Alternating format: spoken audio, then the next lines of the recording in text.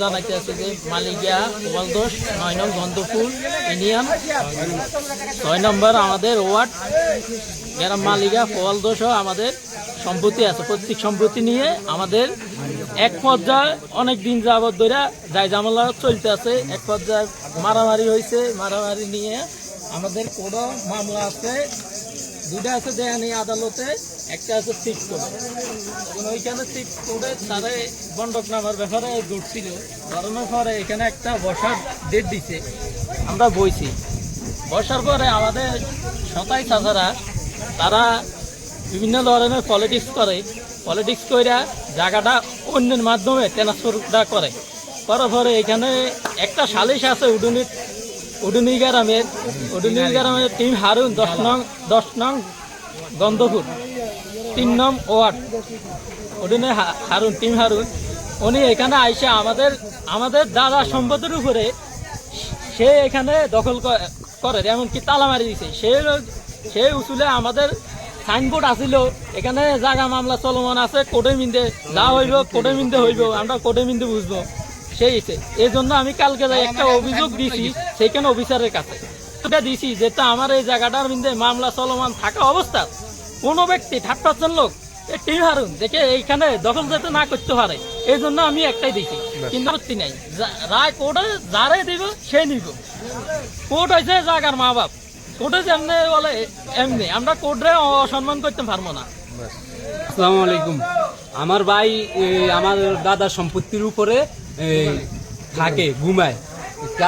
কালকে তো যখন আমার ভাইয়া কাজে গেছে, কাজে যাওয়ার পরে উডুনির 10 নং গন্তপুর উডুনি গ্রাম ওয়ার্ড নম্বর 3 উনি আইসা ওই হারুন মিয়া আইসা ওই সম্পত্তির মধ্যে তালা মারি দিয়েছে। তালা মারি দেওয়ার পরে ভাঙচুর করছে। আমাদের সাইনবোর্ড আছে, সাইনবোর্ড খুলে নিয়ে গেছে উনি। নিয়ে যাওয়ার পরে আমরা অভিযোগ জানাইছি থানায়। পুলিশ আজকে আইসা বলতেছে যে আমাদের কোর্টে মামলা চলে, আমরা কেন থানা যেয়ে বসবো। হয়েছে কি, এই লাল মিয়ার 3 সন্তানের মধ্যে 2 ছেলে, 4 মেয়ে 3 সন্তান। এখন দেখ হেদের পারিবারিক ব্যাপার জানি না সঠিক। এখন এর বাপ দাদার সম্পত্তির উপরে এরা দখলকৃত ভাবে আছে মেলা দিন যাবত, কোর্টে মামলা চলে। কিন্তু হঠাৎ করে কালকে হুটুনির টিনের হারুন বেরি আইসা তালা মেরা দিছে, এবং এখন সাইনবোর্ড টাকানো আসছিল, এরা নিয়ে গেছে। এখন এই যাওয়ার পরে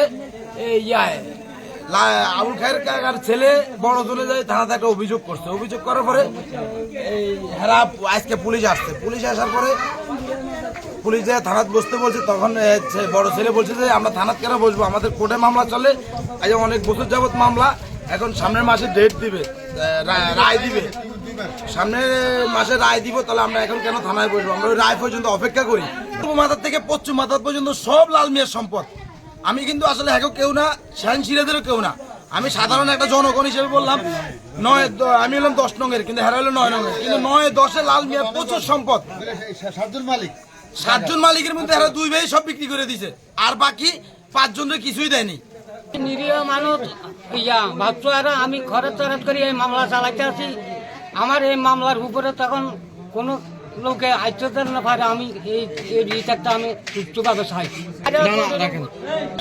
আমার জায়গা পুরের উপরে নিয়ে তারা দখল করে নিয়ে এই জায়গা বেশি কিনে খায়।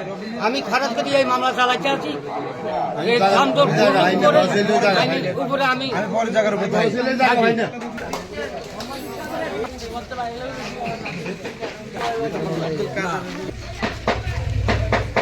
এইগুলা ভাঙ্গি টাঙ্গিলে